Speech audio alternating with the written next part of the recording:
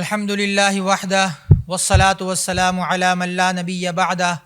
اما بعد فاعوذ باللہ من الشیطان الرجیم بسم اللہ الرحمن الرحیم الحمد للہ الذی انزل علی عبدہ الکتاب ولم یجعل لہ عوجا صدق اللہ مولانا العظیم۔ محترم ناظرین کرام، السلام علیکم ورحمۃ اللہ وبرکاتہ۔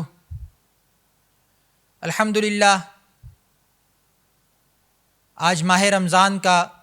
13واں روزہ ہے اور پیام قرآن کے حوالے سے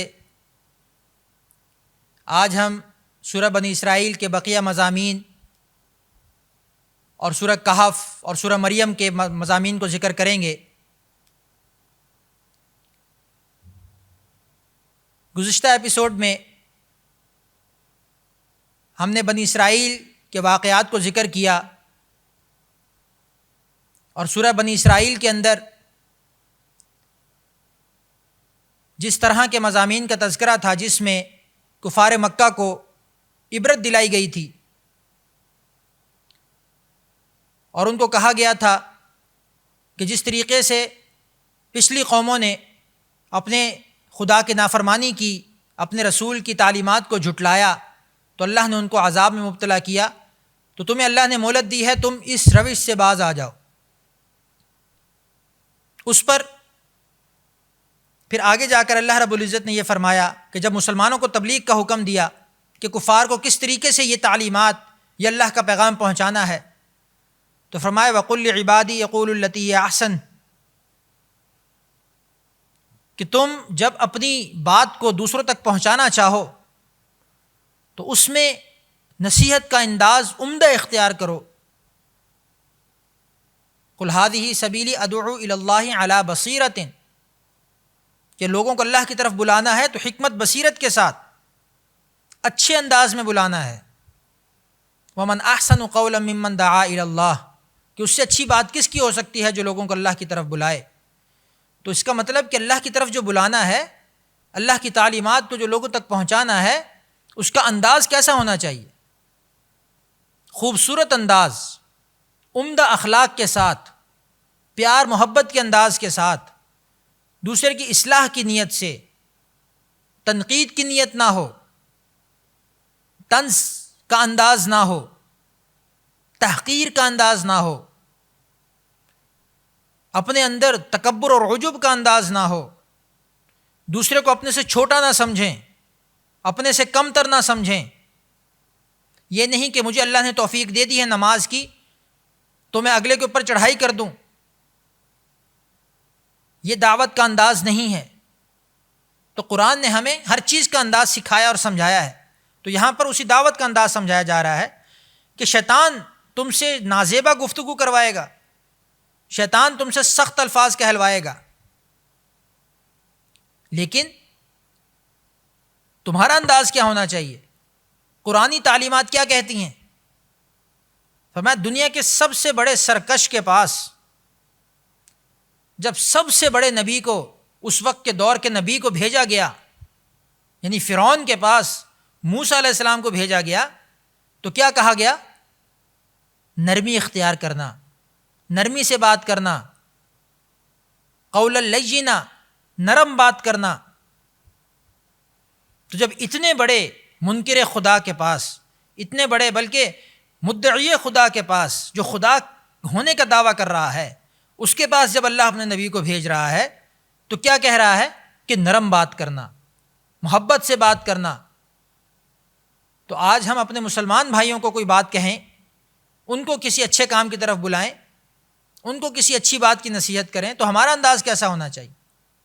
یہ قرآن ہمیں سکھاتا ہے۔ اس کی وجہ یہ ہوتی ہے کہ آپ کی غلط بات کرنے سے، سخت بات کرنے سے اگلے میں ہٹ دھرمی پیدا ہو جائے اور وہ ڈھیٹ بن جائے، غصے میں آ جائے،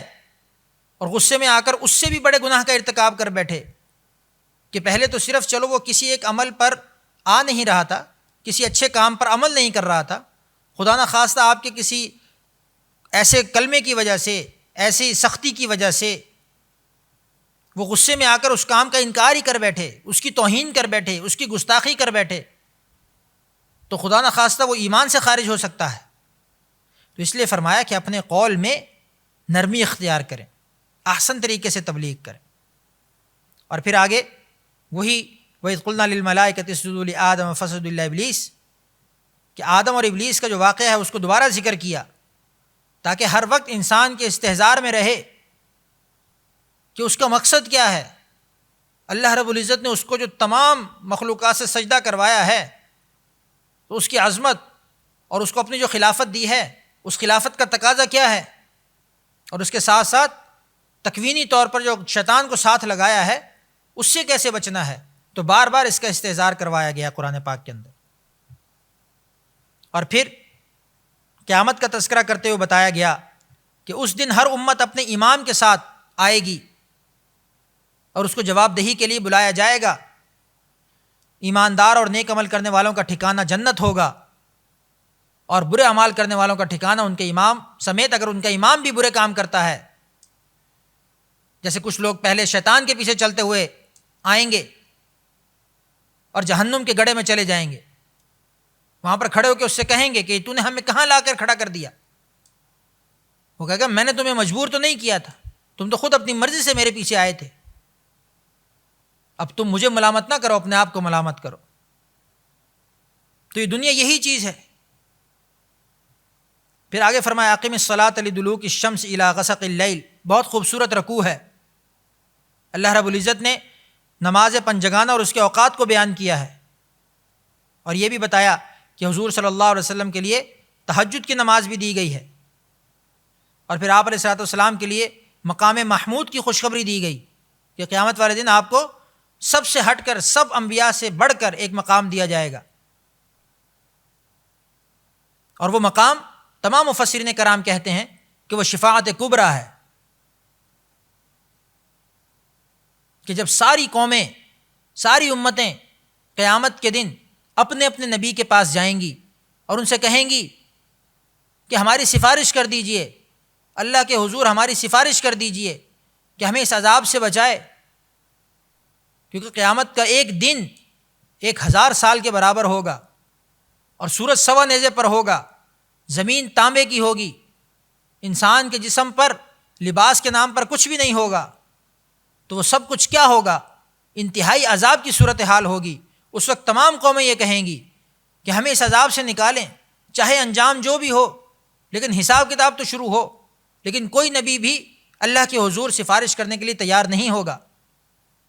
تو اس وقت اللہ کے نبی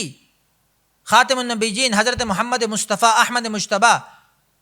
صلی اللہ علیہ وسلم کے پاس جب امت آئے گی تو اس وقت اللہ کے نبی سجدے میں گریں گے، اور پھر اللہ پاک ان کی سفارش کو قبول فرمائیں گے، اور پھر حساب کتاب شروع ہوگا. اسی طرح اگلے رکوع کے اندر وَيَسْأَلُونَكَ عَنِ الرُّوحِ، روح کے بارے میں لوگ سوال کرتے ہیں کہ روح کیا چیز ہے. تو اللہ تعالیٰ فرماتے ہیں روح اللہ کا حکم ہے. انسانی جسم کے اندر جو روح کام کر رہی ہے یہ اللہ کا حکم ہے نا. اللہ کا حکم ہے تو انسان چل پھر رہا ہے، انسان کے ہاتھ پاؤں اعضاء جوارے کام کر رہے ہیں. اللہ کا حکم ختم ہو جائے گا، یہ روح نکل جائے گی. اور پھر آگے تبلیغ کی گئی کہ اگر قرآن اللہ کا کلام نہیں ہے تو پھر جن و انس سارے مل کر اس جیسا کوئی کلام لے کر آئیں. قرآن اس طرح سے بھی معجزہ ہے کہ یہ عاجز کر دیتا ہے کہ اگر تم یہ سمجھتے ہو کہ یہ قرآن اللہ کا کلام نہیں ہے، یہ محمد صلی اللہ علیہ وسلم خود اپنی طرف سے بنا کر لاتے ہیں، تو ٹھیک ہے، وہ بھی تمہاری طرح انسان ہے نا، تم بھی انسان ہو، تم بھی ایسا بنا کر لے آؤ. اگر تم اس طرح کا بنا کر لے آؤ گے تو ٹھیک ہے، پھر ہم تمہاری بات کو سمجھ سکتے ہیں کہ ہاں یہ انسان کا کلام ہو سکتا ہے. تو قرآن نے جا بجا اپنے اس معجزے کا اظہار کیا ہے. کبھی کہتا ہے ایک سورت بنا کر لاؤ، کبھی کہتا ہے کچھ آیتیں بنا کر لاؤ، کبھی کہتا ہے ایک آیت ہی بنا کر دکھا دو. لیکن کفار مکہ جو اپنے آپ کو کلام کا بادشاہ سمجھتے تھے، اپنے آپ کو فصحاء کہتے تھے، اور باقی تمام لوگوں کو عجمی کہتے تھے کہ یہ تو گونگے، ان کو بولنا نہیں آتا، تو وہ جو اتنے بڑے قادر الکلام اور شہنشاہ خطابت ہوا کرتے تھے، ان سے ایک آیت تک نہ بنائی گئی قرآن جیسی. تو یہاں قرآن نے خود ہی ثابت کر دیا کہ میں اللہ کا کلام ہوں. اگر انسان کا کلام ہوتا تو دوسرا انسان بھی بنا لیتا. اور پھر اس طرح اگلے رکوع کے اندر اس بات کو بیان کیا گیا کہ کچھ لوگ کفار مکہ میں سے یہ بھی اعتراض کرتے ہیں کہ یہ نبی جو ہے یہ انسان کیوں ہے، اس میں ایسی کون سی خاص بات ہے جو ہم میں نہیں ہے؟ تو یہ ہر قوم نے اپنے نبی کے اوپر یہ اعتراض ضرور کیا ہے. تو اس کا جواب یہ دیا کہ اگر زمین پر فرشتے بستے ہوتے تو تمہارے لیے بھی فرشتے اترتے، اگر زمین پر فرشتے برس ہوتے تو تمہارے اوپر بھی فرشتے آتے، لیکن چونکہ زمین پر انسان بستے ہیں تو انسانوں کو سمجھانے کے لیے انسان ہی آئیں گے، اس وجہ سے نبی بھی انسان ہوتے ہیں. اور پھر آخری رکوع کے اندر حضرت موسیٰ علیہ السلام اور ان کے معجزات کا تذکرہ ہے، اور فرعون کی مخالفت اور اس کے انجام کا تذکرہ ہے، اور پھر بتایا گیا کہ قرآن حق لے کر نازل ہوا ہے، اور جو لوگ قرآن کو سنتے ہیں سمجھتے ہیں تو ان کو سنتے وقت ان کی عجیب کیفیت طاری ہو جاتی ہے کہ وہ کس طرح سجدے میں گر پڑتے ہیں، اپنی ٹھوڑیاں پکڑ کر روتے ہیں، خشوع و خضوع اختیار کرتے ہیں، کیونکہ یہ اللہ کے کلام کی خاصیت ہے کہ جب وہ دل پر اترتا ہے تو اپنی خاصیتیں انسان کے اندر پیدا کر دیتا ہے، ایک عجیب خشوع و خضوع کی کیفیت پیدا ہو جاتی ہے، انسان کا براہ راست تعلق اللہ کی ذات سے، اپنے خالق مالک سے جڑ جاتا ہے. تو یہ قرآن کی وہ خصوصیت ہے، وہ معجزہ ہے کہ جس کو آج بھی ہم محسوس کر سکتے ہیں. اس کے بعد اگلی سورت سورہ کہف شروع ہو رہی ہے، جس کی آیت میں نے پروگرام کے شروع میں تلاوت کی. کہف عربی کے اندر ایک غار کا نام ہے، تو اسی علامت کے طور پر اس سورت کا نام کہف رکھ دیا گیا. یہ ہجرت حبشہ سے پہلے کے زمانے میں نازل ہوئی، جس وقت مسلمانوں پر مخالفین کی طرف سے ظلم و تشدد کی انتہا ہو چکی تھی، اور مسلمانوں نے مزاحمت کی بھی انتہا کر دی تھی، تو وہاں پر یہ سورت نازل ہوئی. بنیادی طور پر یہ سورت مشرکین مکہ کے 3 سوالوں کا جواب دینے کے لیے نازل ہوئی، جو انہوں نے اہل کتاب کے مشورے سے آپ علیہ الصلوۃ والسلام کے امتحان لینے کے لیے سوال بنائے تھے، کہ یہودیوں سے مشورہ کیا، عیسائیوں سے مشورہ کیا، اور پھر انہوں نے کہا کہ آپ اگر اپنے نبی کو سچا سمجھنا چاہتے ہو، ان کا امتحان لینا چاہتے ہو، یہ جانچنا چاہتے ہو کہ وہ سچے ہیں یا نہیں، تو ان سے یہ 3 سوال کرو، کیونکہ یہ 3 سوال ہمارے بارے میں ہیں. اہل کتاب یہ کہتے تھے کہ یہ ہمارے بارے میں ہے، اگر یہ تمہارا نبی سچا ہوگا تو اس کے پاس ان باتوں کا جواب ہوگا، اگر وہ جواب نہیں دے پائے گا تو یہ طے ہو جائے گا کہ یہ نبی سچا نہیں. وہ 3 سوال کیا تھے؟ پہلا سوال کہ اصحاب کہف کون ہیں، غار والے لوگ کون ہیں، اور دوسرا سوال ذوالقرنین کی کیا حقیقت ہے، ذوالقرنین کون تھے، اور تیسرا سوال کہ حضرت خضر علیہ السلام کا قصہ کیا ہے. تو اس صورت کے اندر اللہ رب العزت نے ان تینوں سوالوں کے جواب دیے ہیں. آگے چل کر ہم ان تینوں جوابوں کو دیکھیں گے کہ کیسے قرآن نے مشرکین کو جواب دیا. یہ تینوں قصے اصل میں عیسائیوں اور یہودیوں کی تاریخ سے متعلق تھے، اور حجاز میں ان کا ابھی تک کوئی چرچا نہیں ہوا تھا، تو اس وجہ سے یہ آپ علیہ السلام کی نبوت کو جانچنے کے لیے انہوں نے یہ سوالات بنائے. تو اللہ رب العزت نے پھر اسی ضمن میں سورت نازل کی، اور پھر صرف جواب نہیں دیا بلکہ پورے کا پورا قصہ بیان کر دیا. اصحاب کہف کے متعلق یہ جواب دیا کہ وہ اسی توحید کے قائل تھے جس کی دعوت پر قرآن اتر رہا ہے. ان کا حال بھی مکہ کے مسلمانوں سے مختلف نہیں تھا کہ وہ بھی اپنے دور کے بادشاہ کے ظلم و ستم سے تنگ آ کر غار میں چھپ گئے تھے، اور پھر کئی 100 سال کے بعد اس غار سے باہر نکلے.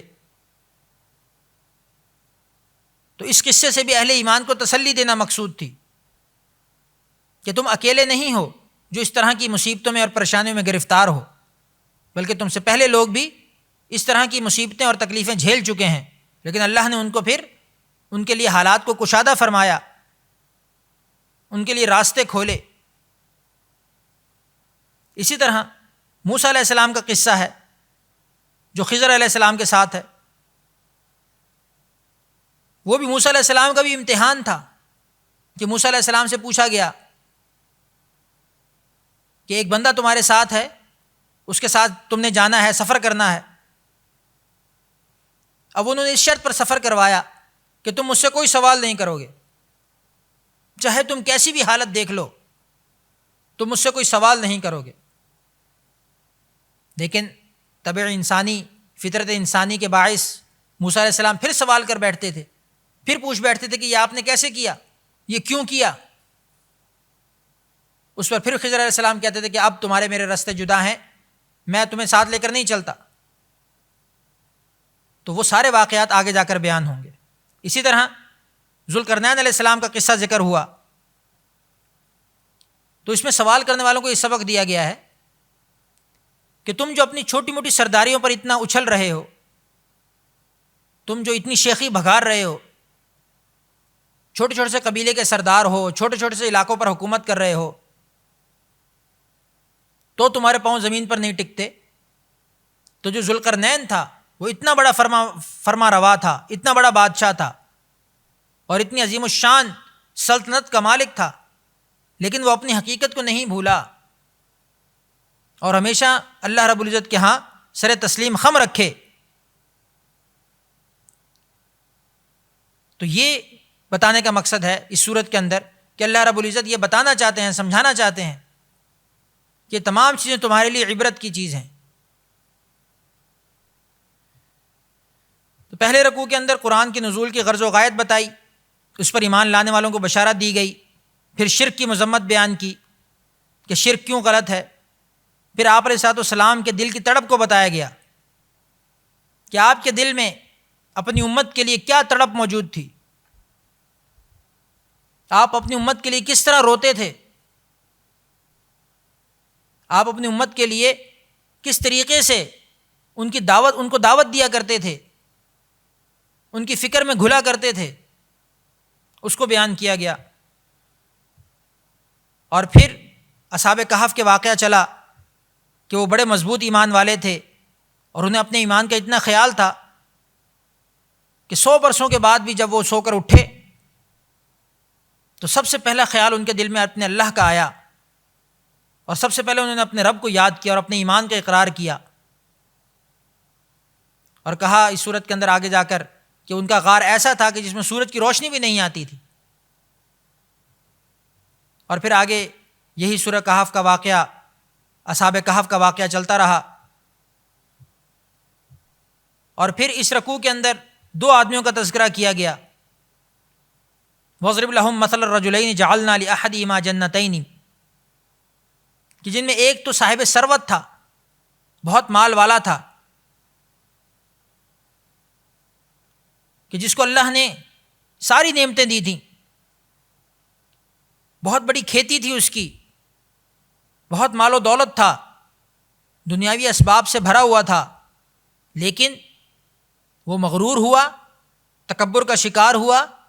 خدا کی نافرمانی میں چلا گیا، اور اسی غرور تکبر میں کہ میرے پاس تو سب کچھ ہے، مال و دولت ہے، مجھے کوئی کچھ نہیں کہہ سکتا، اللہ نے اس کو ہلاک کیا۔ اس کی ناشکری کے سبب اس کی ساری کھیتی کو تباہ و برباد کیا، کہ اگر وہ اپنے مقابل جو دوسرا عاجز اور غریب مسلمان تھا اس کی نصیحتوں پر کان دھرتا، اس کی باتوں کو سنتا، تو اس کے ساتھ یہ سب کچھ نہ ہوتا۔ پھر اس اگلے رکوع کے اندر وَاضْرِبْ لَهُم مَثَلَ الْحَيَاةِ الدُّنْيَا كَمَاءٍ أَنزَلْنَاهُ مِنَ السَّمَاءِ، ایک مثال کے ذریعے بتایا گیا کہ جب تک سبزے کو پانی لگتا رہتا ہے، کھیتی کو، باغ کو، کسی فصل کو پانی لگتا رہتا ہے، پانی کی تری رہتی ہے، وہ پھلتا پھولتا رہتا ہے،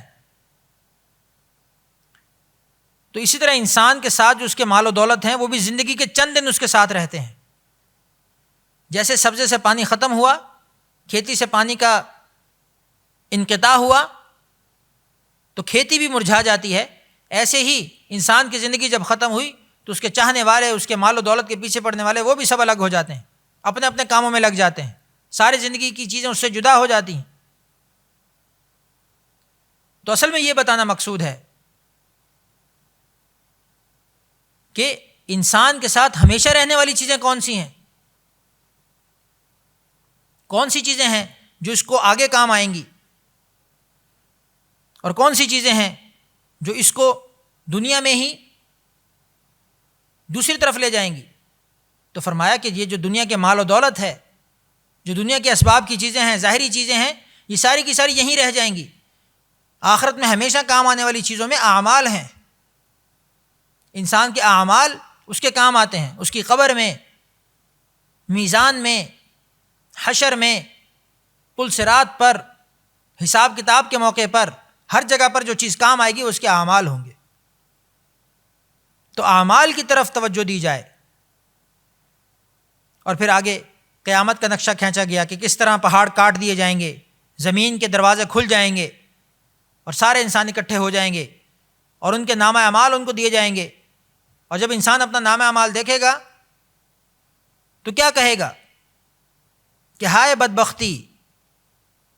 لا یغادر صغیرۃ ولا کبیرۃ الا احصاها، کہ کیا ہے اس کتاب کو، کیا ہے اس نامہ اعمال کو، کیا ہو گیا اس کو، اس نے تو ایک بھی چیز نہیں چھوڑی، نہ کوئی چھوٹی چیز چھوڑی، نہ کوئی بڑی چیز چھوڑی، ہر ایک چیز کو شمار کر کے گن کے اس نے تو کتاب میں سامنے رکھ دیا ہے میرے۔ تو اس وقت انسان کو اندازہ ہوگا کہ وہ دنیا میں کس طرح کی زندگی گزار کے آیا ہے، اور اس وقت اللہ کے دعووں کی اور اللہ کے وعدوں کی سچائی اس کے سامنے ہوگی کہ اللہ جو کہا کرتا تھا کہ تم ایک دن اسی طرح میرے سامنے کھڑے کیے جاؤ گے اور ایک ایک چیز تمہاری گنائی جائے گی، وہ اس وقت اس کو اندازہ ہوگا۔ اور پھر وہ لاکھ انکار کرے کہ میں نے یہ نہیں کیا، یہ غلط لکھا ہوا ہے، یہ کسی نے ایڈیٹنگ کی ہوئی ہے، یہ کسی نے جو ہے اپنی طرف سے لکھ دیا ہے۔ اس وقت ایسا کوئی بھی بہانہ نہیں چلے گا۔ کیوں؟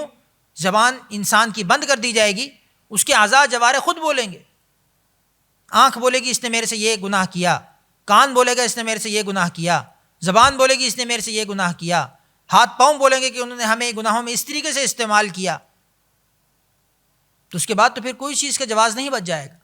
تو اس لیے اللہ رب العزت نے فرمایا کہ پہلے سے تیاری کر لو، قیامت والے دن پھر کسی چیز کی گنجائش نہیں بچے گی۔ اور پھر اگلے رکوع کے اندر بتایا کہ جو لوگ ہدایت اختیار نہیں کرتے، اپنے رب سے معافی نہیں مانگتے، گزشتہ قوموں کی طرح ملیہ میٹ ہو جائیں گے۔ اور پھر جو حضرت خضر علیہ السلام کا واقعہ بیان ہوا موسیٰ علیہ السلام کے ساتھ، اس کی ابتدا ایسے ہوئی کہ ایک دن کسی سفر کے موقع پر حضرت موسیٰ علیہ السلام کا خادم اپنی مچھلی بھول گیا ایک جگہ پر، تو پھر اسی جگہ پر واپس آئے تو خضر علیہ السلام سے آپ کی ملاقات ہوئی۔ تو خضر علیہ السلام کے ساتھ آپ نے چلنے کی خواہش کی، تو آپ نے کہا کہ آپ صبر کے ساتھ میرا ساتھ نہیں دے سکیں گے، آپ صبر نہیں کر پائیں گے، میں جو کام کروں گا۔ تو موسیٰ علیہ السلام کو کہا کہ آپ اس پر صبر نہیں کر پائیں گے۔ موسیٰ علیہ السلام نے فرمایا کہ نہیں، میں کروں گا انشاءاللہ۔ تو پھر خضر علیہ السلام نے کہا کہ جب تک میں آپ کو خود کسی کام کی وضاحت نہ کروں، کسی بات کی وضاحت نہ کروں، آپ نے سوال نہیں کرنا۔ اس کے بعد یہ دونوں حضرات چلے، کشتی میں سوار ہوئے۔ خضر علیہ السلام نے کشتی کا ایک تختہ توڑ دیا، تو موسیٰ علیہ السلام سے صبر نہ ہوا، فوراً بول پڑے کہ یہ آپ نے کیا کیا؟ انہوں نے جواب دیا کہ میں نے کہا تھا نا کہ آپ خاموشی کے ساتھ نہیں چل سکیں گے۔ تو موسیٰ علیہ السلام نے معذرت فرمائی۔ پھر آگے چلے تو ایک لڑکا ملا، تو خضر علیہ السلام نے اس کو قتل کر دیا۔ اس پر پھر بے چین ہو گئے موسیٰ علیہ السلام، اور پھر پوچھا کہ یہ کیا کیا آپ نے؟ پھر خضر علیہ السلام کا وہی جواب کہ یہ آپ نہیں چل سکیں گے میرے ساتھ، میں نے آپ کو پہلے کہا ہے، آپ خاموش رہیں گے تو میرے ساتھ چل پائیں گے۔ تو موسیٰ علیہ السلام نے پھر معذرت کی کہ اچھا اب نہیں کچھ پوچھتا۔ پھر آگے چلے، ایک گاؤں والوں سے کھانا مانگا، انہوں نے انکار کر دیا۔ واپس آنے لگے تو دیکھا گاؤں کے گھر کی دیوار گرنے لگی تھی، تو خضر علیہ السلام نے آگے بڑھ کر اس دیوار کو سیدھا کر دیا، اس مکان کو سیدھا کر دیا۔ تو موسیٰ علیہ السلام نے کہا کہ ایک تو ان گاؤں والوں نے ہمیں کھانا نہیں دیا، اور پھر آپ نے بغیر کسی عوض کے ان کی دیوار کو ٹھیک کر دیا۔ آپ چاہتے تو ان سے اجرت لے سکتے تھے تاکہ ہم اس سے اپنے کھانے پینے کا سامان کر لیتے۔ تو اس پر پھر خضر علیہ السلام نے کہا کہ اب ہم دونوں کی راہیں الگ الگ ہیں۔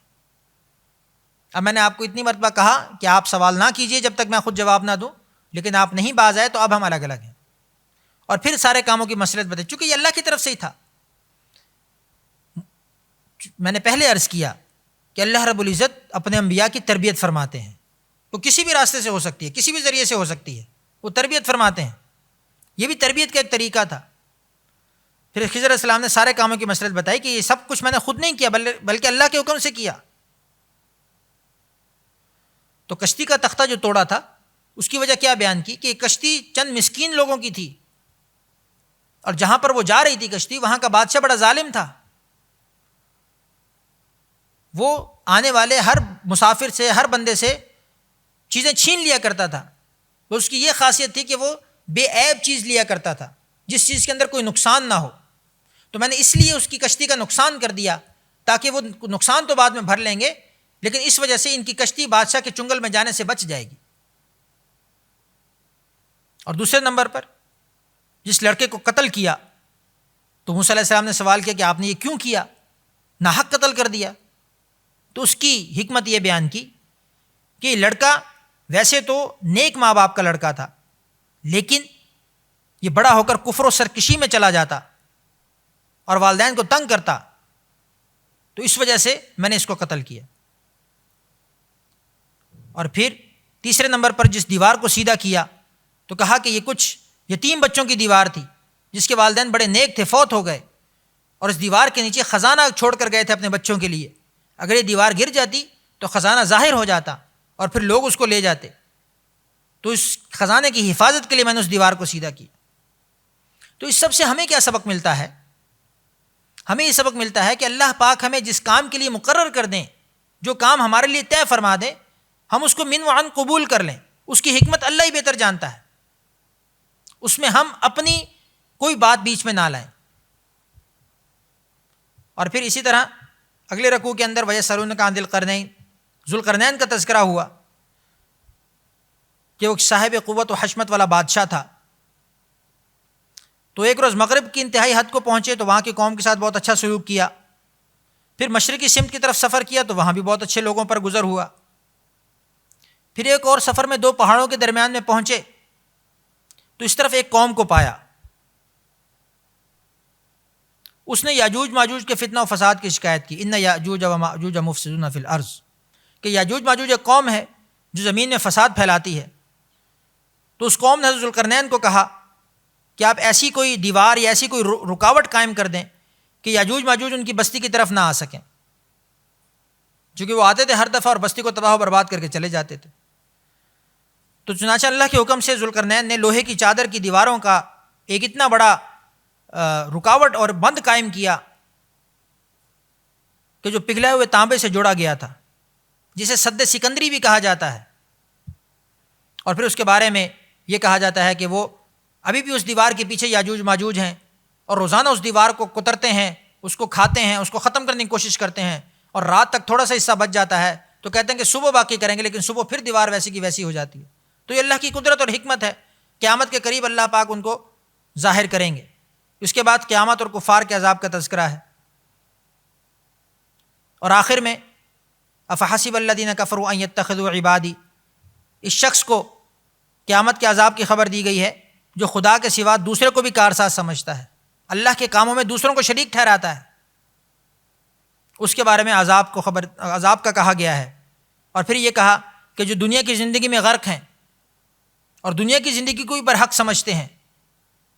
قیامت میں ان کے سارے اعمال اکارت جائیں گے، بیکار ہو جائیں گے۔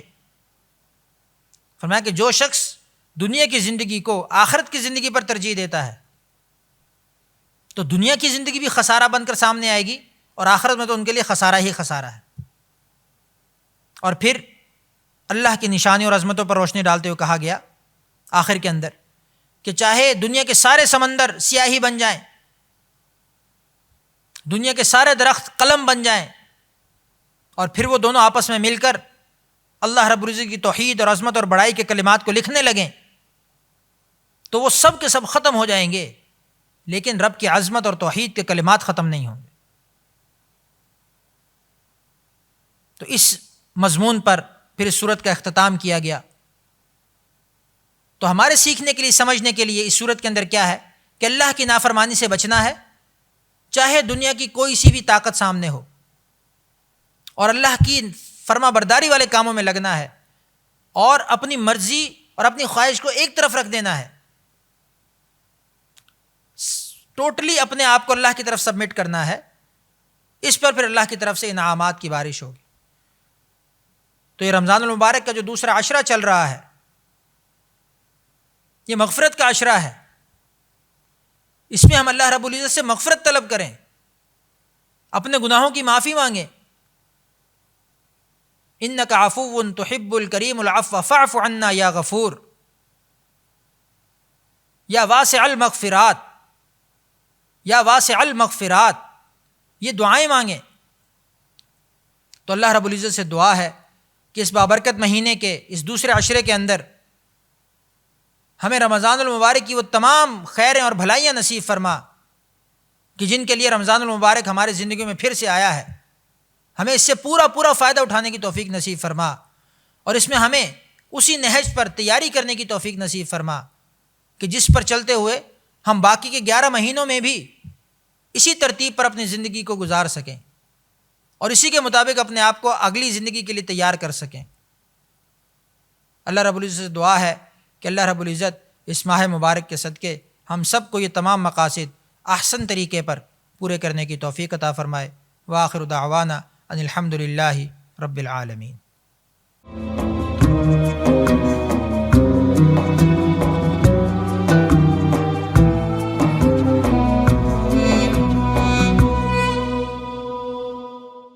ISP Munch